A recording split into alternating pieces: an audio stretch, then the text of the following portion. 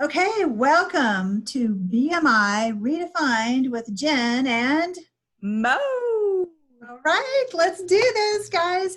We are here today with a very special guest. His name is Michael Frings. Yes, we have the same last name. And he is a senior vice president for a Fortune 500 insurance company. And today he's going to talk with us about managing through difficult times. Welcome, Michael. Thank you. Well, we're so glad you're here. So one thing we kind of like to talk about is through your 20 years of management experience, what you've seen during some difficult times during those years, but especially now during this pandemic, how are we really learning to show leadership through remote times such as now? Yeah, well, we're all living through the current times, and some of us remember back to 2008 and 2009, the last financial crisis, and there were crises before. So I think being in business, you're going to see crises happen. We had 9/11 happen. We had the dot-com crash happen. We had the recession in the early 90s, had the flash crash of 87. We had the inflationary period of the early 80s. We had the oil bust in the 70s.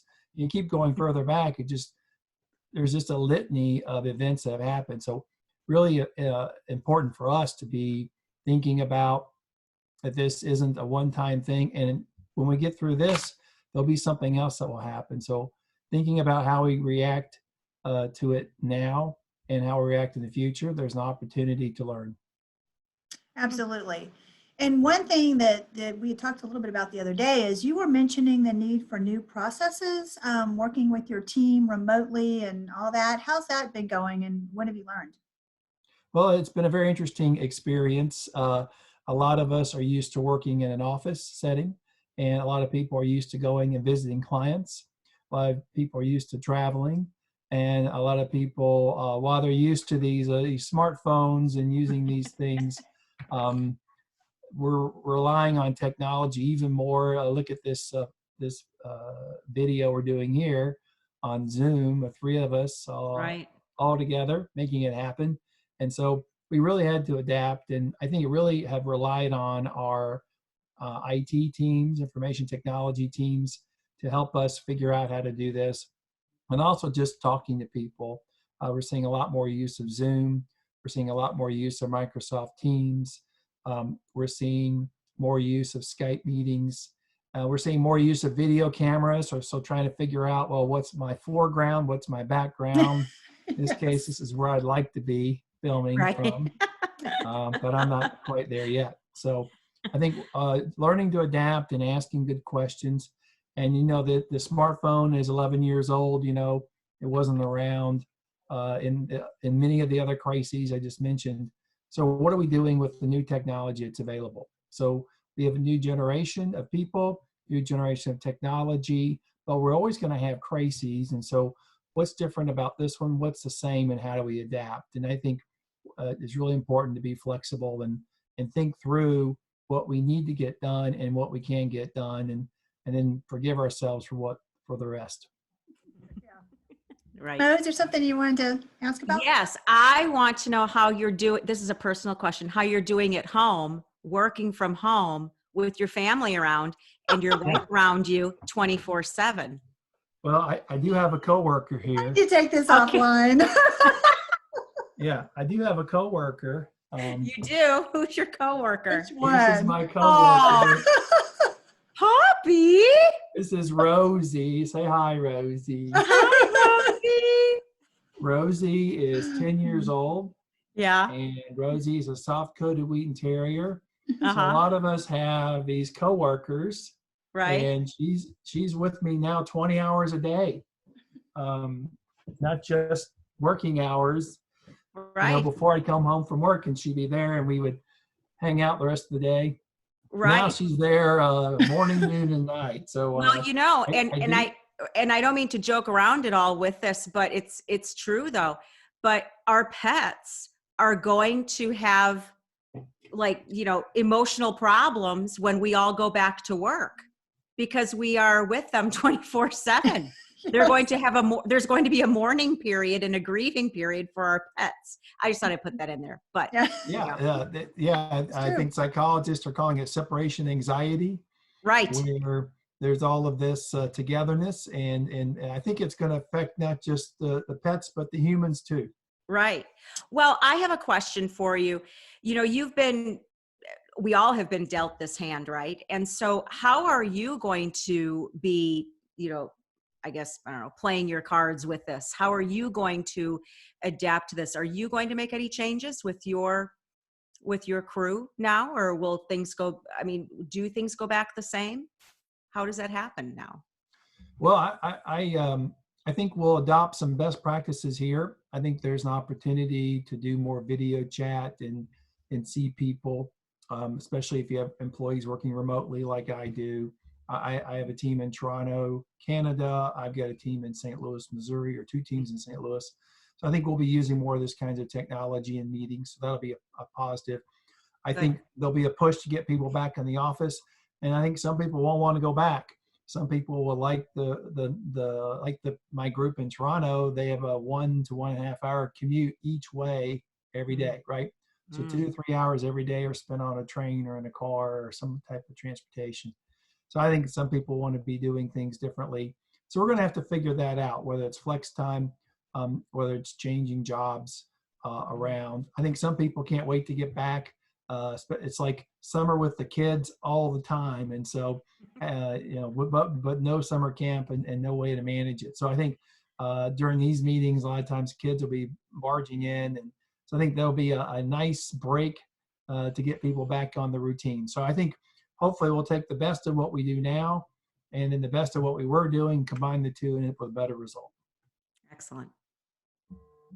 Excellent. So just kind of thinking about the change management principles and projects you've been working on with your team, do you have any stories or anecdotes or anything along that line as far as how you've implemented these new remote leadership style that you have now with your teams? I know you've had kind of some one-on-one face-to-face meetings, if you will, through Zoom, and how are you handling it on a daily basis? Well, I was meeting with my team regularly anyway, and I'm meeting with them a little bit more frequently. We have some people have partners, some people live alone, some people have companions, some people there's 4 generations living in their house. So you go from 1 to 14 living in a house. So it's a wide variety, and I think what we're trying to do is make sure people feel connected. And so we're doing more frequent meetings, maybe not even like a real meeting, just more of a touch base. Like, for example, with my team, I have a Friday morning 1-hour meeting where we're just talking about working remotely and how things are going. And we talk a little bit about work, but I try not to make, I want less than half the meeting about work and the other half about their experiences. So to help prime the pump for that kind of conversation, we've kind of picked a topic each week. So first week was pick your favorite song. And then I had my Apple playlist set up. So for each person came on, it would play the song. So that was kind of fun. Walk up music. Yeah, they had walk up music. Exactly. And then the next week we did their favorite movie. And so people gave a couple of their favorite movies. And this week is going to be their favorite TV show. Excellent. So we've adapted, and we don't want to meet too frequently because there could be a situation where people are working more hours, right? If they're socializing and not working, then that can make things uncomfortable, especially if now they've got to also babysit. So we want to make sure we're doing the right thing. I also mentioned something earlier about how things are changing. I also see people flexing the work hours more. Like some people are more night owls, some are more morning people. So I can see some people spending more time. I can actually see them online, right? Spending more time in the evenings than they might in the mornings, depending on their schedule. So that's good to see. Actually, that's great. And it is if you get to balance the two. If work just goes from morning into evening and there's nothing in between, I don't think that'll be a good transition going back. No. And I know over here for his style, my husband's style, it's like he needs to have a physical place to go to because that has to be work and then this has to be home. That's just his style, Sure. And but anyway, so you did talk about how you keep the energy going through, you know, those different tools that you do, and you know, morale boosted and things like that. How do you keep, I mean, you live with a personal trainer. Yeah, I do. Right. And he's fantastic, by the way. And you're welcome. And I was wondering, how do you, you know, do you exercise daily? How do you keep fit? How do you keep mentally fit as well as physically fit while you're home all day? Yeah, so I think there's things that we were doing before and things that we're doing now, and then we'll see what the new behaviors are. So before, I would, you know, have a commute, and I would have a schedule, and so I like to schedule exercise. So prefer it in the morning, but sometimes later in the day, late in the evening is actually when it's most quiet, and I can actually get that done. Mm-hmm. And then as far as diet, you have to realize, you know, am I as active? Am I putting more workout in or less? Maybe, and for me, it varies depending on the day. Sometimes I'll have a 7 a.m. conference call and an 8 p.m. And Mm-hmm. then, you know, there's not a lot of time in between. So that'd be a day I can't eat as many calories, right? And then there's Right. days I'm busier where I can. So I track what I eat just to kind of stay healthy and make sure I'm following a diet that works for me. So that's what I do. And I try to schedule exercise. I don't get it in every day, but I don't beat myself up. But I also won't eat as much if I didn't burn those calories. So it's a kind of That's way a to stay husband, balanced. right? That's a husband of a trainer right there. She's trained Exactly. you well. Good answer, Or honey. Yeah, maybe but you knew I that. like jelly beans a lot, and you know, she would have me eat up things that aren't as tasty. So we can eat jelly beans, just I have to give something else up. Yeah, well, yeah, but the Easter Bunny brought jelly beans, so yeah, Okay. And I it's like them been part of anyway. his diet lately. But he's been on the techno gym working it off, so Good. yep. Good. Good. Little That's things, great. Mo.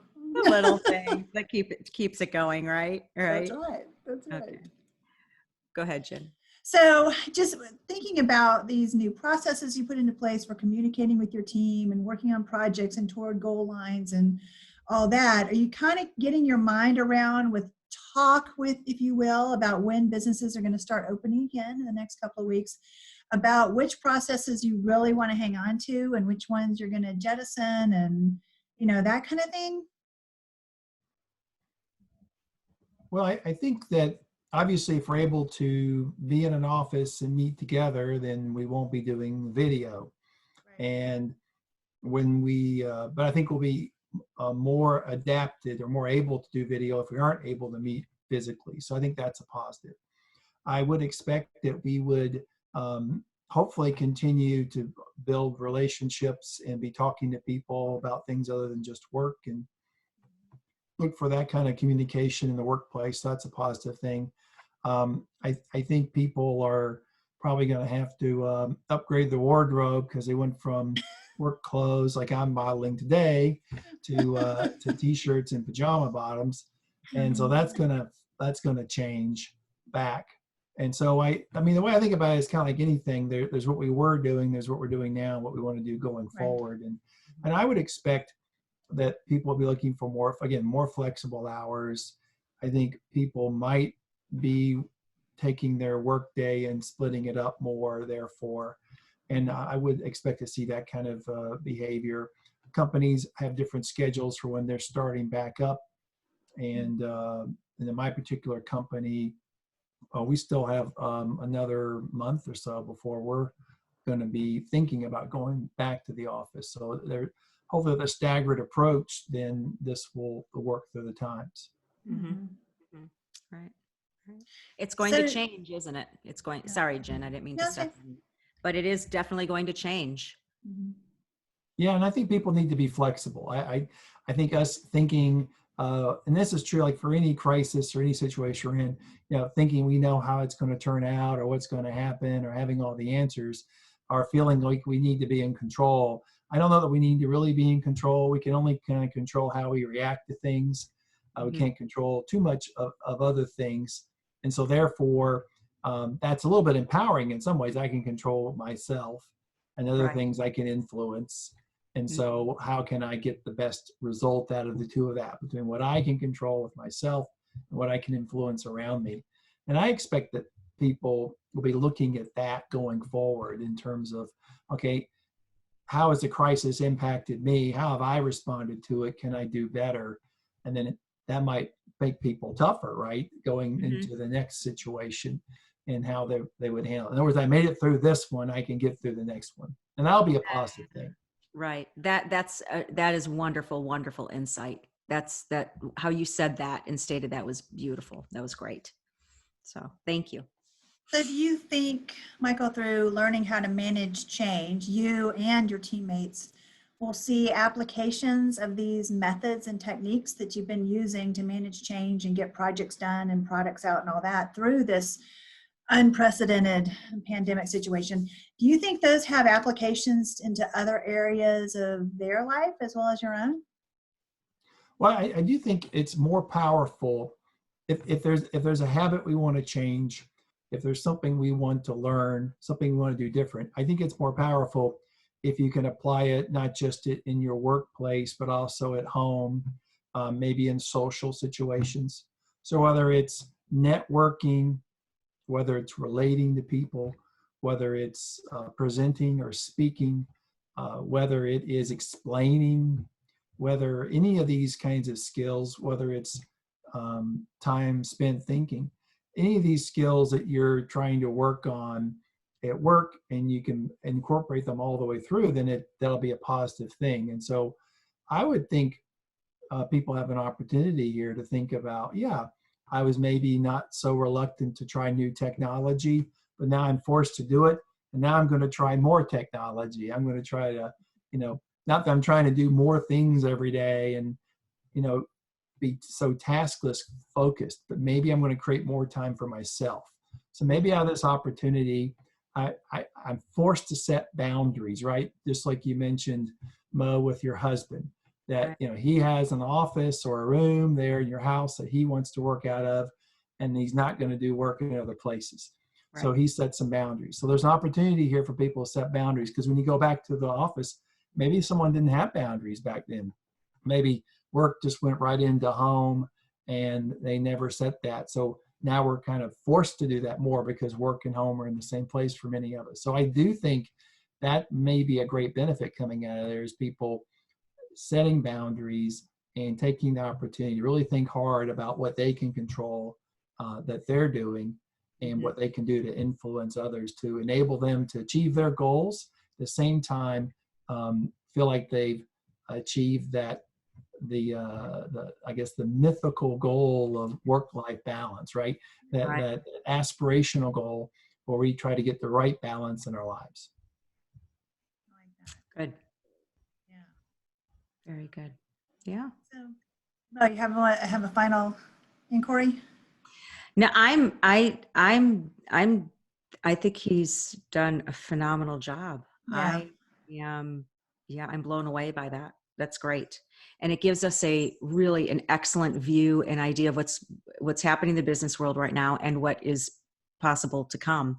And we knew that these changes were coming, and we know it will look different, but hopefully we'll be in a better way, So, Michael, this has been incredible. Do you have any one little last piece of advice to share with our listeners and viewers on managing change, adapting through this? Yeah, my dad was a professional speaker, and he was a big fan of self-improvement and managing change. And, one of his views or one of his mantras was change is opportunity. And so here's an opportunity to make a change in your life, hopefully a change for the better, get that balance that you're seeking, be a new you. Take the best things out of what you're doing now and take that improvement, whether it's now's a chance for me to eat healthier, now's a chance for me to read more books, now's a chance for me to binge more Netflix, now's a chance for me to do things I think make me better and I've been wanting to do. I would encourage you to spend some time on yourself and get that right kind of balance. And I really expect that your viewers could take that going forward and apply that, whether we're in a crisis mode or not. Most definitely. Excellent. Absolutely. Thank you. Wow. All right. Well, this has been absolutely incredible. Thank you, Michael Frings, for joining us today. And thank you. Yes. Thanks for having me. Oh, you are great. Yes, this has been great. So this has been another segment of BMI Redefined, looking at perceptions and perspectives and managing change through crises with Mr. Michael Frings. And Mo, I guess you're going to go get some coffee, huh? I'm going to go get some coffee because I need some, because I need to get more hyper. No, actually, I need to go let the dogs out. Isn't that a song or something? It is. So, yeah. Mo did. I know. My 3 dachshunds are going to go run around my feet by the time I come out. So that's okay. Well, Michael, thank you again. Thank you so much. Yeah. Thanks. Yep, happy to do it. All right. Okay. Ciao. See you next time. Bye. Bye-bye. Bye.